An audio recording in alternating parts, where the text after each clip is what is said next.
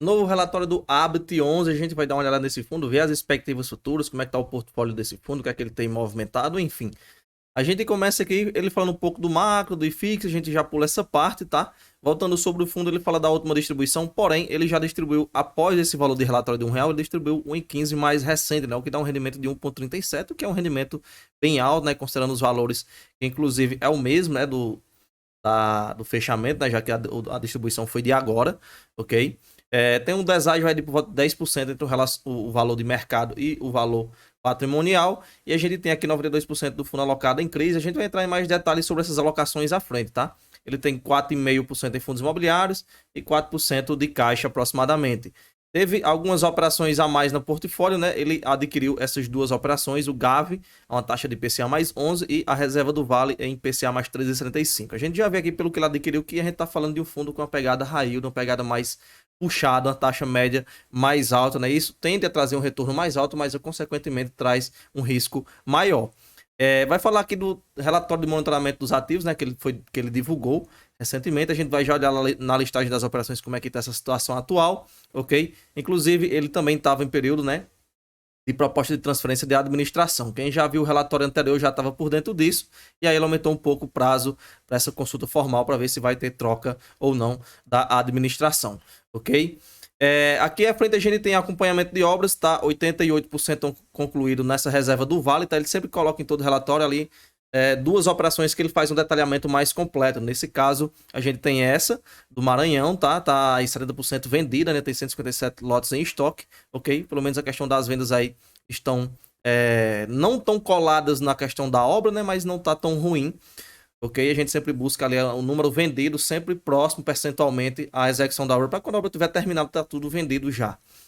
Tem a outra obra aqui que ele fez o detalhamento, que é o Porto 2 Life, lá em Pojuca, tem 58% executado no total. A gente tem aqui algumas fotos, inclusive o local aqui é muito bom na questão de vendas, tá? Eu já tive o prazer de trabalhar em uma obra de um resort lá em Pojuca, né? Inclusive aqui pela foto aqui, aparentemente até Muro Alto, né? Uma área lá que eu conheço, que era lá onde eu trabalhava na execução de um resort, né? Mas enfim, vamos acompanhando, isso aí já é história para outros vídeos, né? Aqui falando da estratégia do fundo, estratégia core, estratégia tática e a liquidez do fundo, né? Isso aqui em resumo, estratégia core é o que realmente faz parte da essência do ativo, né? O principal investimento, né? Ele coloca ali a estratégia mesmo dele, esse tipo de estratégia. Tática que é para ganho de capital, algumas posições ali que ele vê com a possibilidade de comprar e vender à frente com lucro, e liquidez é o caixa, onde ele está alocando dinheiro ali para fazer futuras alocações. Ok? Então, atualmente, a maior parte do portfólio está em estratégia core, né? Que é realmente a estratégia do fundo. Ele tem 8% em operações aí para ganho de capital e o caixa ali, como a gente viu, por volta de 4,5%. De DRE, a gente tem aqui em março 0,92 de resultado. Ele distribuiu R$ 1 por cota, ok? Ou seja, ele usou reservas. Inclusive, na questão das distribuições, era meio que esperado que o resultado desse mês fosse um pouco baixo, tendo em vista que ele pega principalmente a inflação lá de janeiro, que foi baixa. Já para o próximo mês, era esperado um valor mais alto, né? Que foi aqui justamente aquele R$ 1,15 que ele distribuiu, porque pegou a inflação de fevereiro.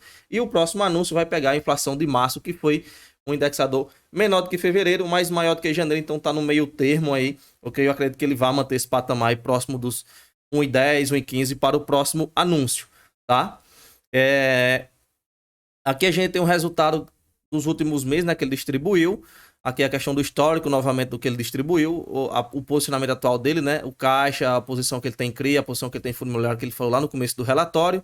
Por sectorizador, ele também vai colocar o detalhamento, né? A gente nunca entra tanto nesses detalhes, né? Mas enfim, aqui por alocação a gente vê 35% alocado em multipropriedade e 29% em loteamento. São dois justamente, e a gente pode até colocar aqui o terceiro incorporação, né? São três segmentos extremamente de nível risco, né?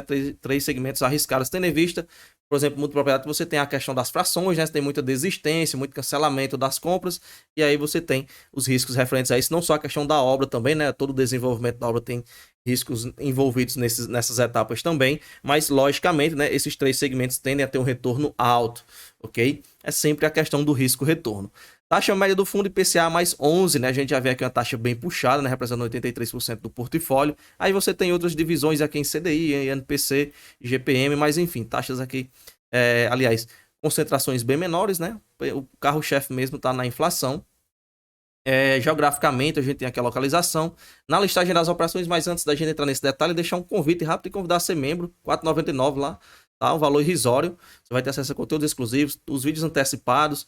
Além disso, planilha gratuita para quem é membro, período de vídeos exclusivo dos membros. São muitos benefícios, tá? R$ 4,99, não vou me estender tanto nesse detalhe. Tem um botãozinho embaixo do vídeo aí para você ser membro ou o link na descrição. De posição, a gente vê aqui o CRI Infinity, né? Se repetindo aqui em duas ocasiões. Então, a gente tem aqui um percentual, mesmo somando os dois, abaixo dos 10%, tá? Aí a gente tem aqui o GR Group também, né? Somando aqui os dois, vai ficar por volta de 5% de posição, ok? E o restante vai estar abaixo disso, tá? A gente sempre fica de olho em operações que apresentaram problemas em outros fundos. Até então, seguimos aí acompanhando a carteira do Habit 11. À frente, a gente tem outros CRIs que ele tem voltado agora, CRIs corporativos, né? A gente tem essas operações aqui, são CRIs pulverizados, tá? Ou seja, você tem carteiras aqui com múltiplos devedores dentro dessas operações. E nesses CRIs corporativos, a gente tem uma posição 2,27, né? Os AVT. Os AVT MetaBio, inclusive MetaBio aqui é um ponto de atenção no portfólio, né? Quem já viu aqui o relatório de outros fundos viu anúncio sobre esse devedor, né? Mas até então na operação estava adimplente, tá? Mas é um ponto de atenção para a gente estar acompanhando os próximos passos, ok? O restante segue até então tranquila. A gente tem aqui os FIIs que ele tem em portfólio RBRY, NCRI são as principais posições, mas aí juntando tudo vai dar por volta de menos de 4%, né? 3,5% aproximadamente. Aqui os ativos de liquidez são os fundos imobiliários e o próprio caixa do fundo, né? A gente pode até chamar isso de caixa também, que ele pode vir a negociar isso aqui, trazer o dinheiro de volta para o fundo e alocar em outras operações. A gente tem 3,5% mais um e pouco, fica ali por volta de 4,5% no total de ativos aí que pode usar como caixa. Beleza? Aqui a gente gerando detalhamento das operações. Em resumo, é isso: um fundo high yield com uma pegada mais arriscada, mas até então vem entregando rendimentos, né? Tem alguns pontos ali que a gente sempre olha. A questão de pulverização, tem a carteira bem pulverizada. Então, seguimos acompanhando, beleza? No mais é isso, a gente se vê no próximo vídeo. Valeu!